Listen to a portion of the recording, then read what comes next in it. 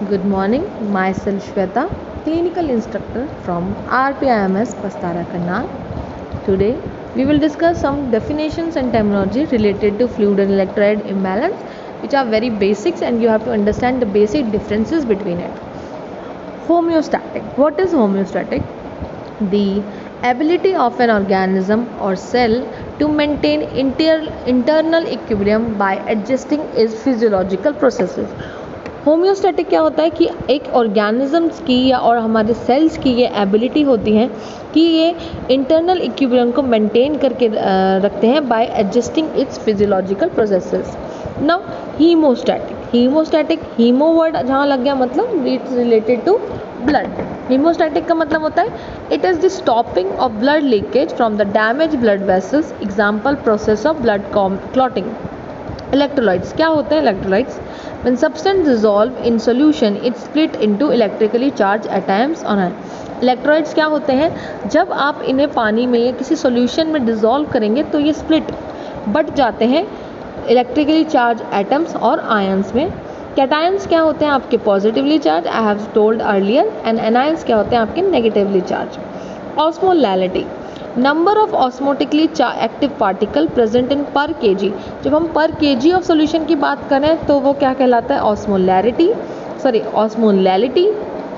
LITY. And osmolarity होता है जब number of osmotically active particle present in पर लीटर ऑफ सॉल्यूशन. ना मिलीक्वेंट एक आपकी यूनिट है जो एक्सप्रेस करती है combining activity of an electrolyte. Next, third, spacing. Accumulation of extracellular fluid in actual or potential body cavities as a result of disease. किसी भी डिसीज कंडीशन में जब आपका एक्स्ट्रा फ्लूइड जो है वो आपके किसी भी एक्चुअल और पोटेंशियल बॉडी कैविटीज़ में, जैसे कि असाइटिस में आपकी स्टमक की लेयर्स में चला जाता है, प्लूरल इफ्यूजन में आपकी लंग्स की लेयर में, पेरिकार्डिक टेम्पोनेट की कंडीशन में आपके हार्ट की लेयर्स में चला जाता है. तो इसे कहते हैं थर्ड, स्पेसिंग. एडिमा बहुत ही कॉमन टर्म है. देखते हैं क्या होता है. एबनॉर्मल और excess accumulation of fluid inside the cell और outside the cell but it should be extravascular. क्या मतलब है? जब आपका जो फ्लूइड है वो एबनॉर्मली और बहुत ही एक्सेस क्वांटिटी डिपॉजिट हो सेल में या आउटसाइड द सेल, बट ये याद रखिएगा एक्स्ट्रा वेस्कुलर होना चाहिए, मतलब ब्लड वेसल्स में नहीं होने चाहिए, आउटसाइड द ब्लड वेसल होनी चाहिए. तो उसे हम क्या कहेंगे? Oedema.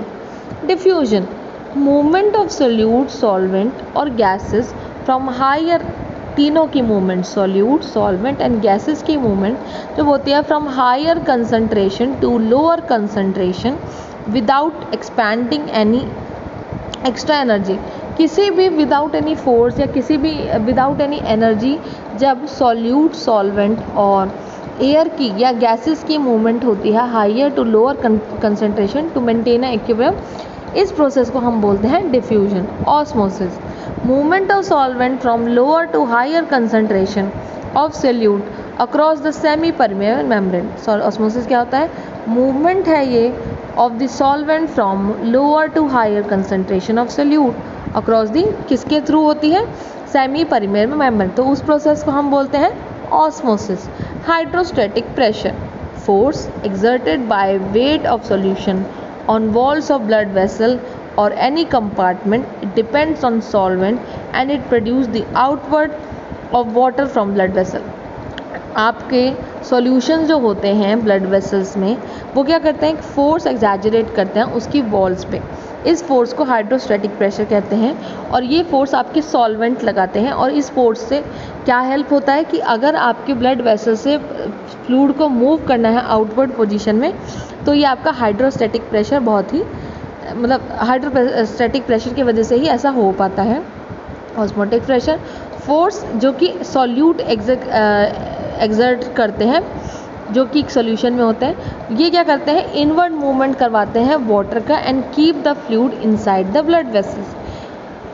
Now we will end this YouTube video here. Please do like, share and comment. Thank you so much for watching.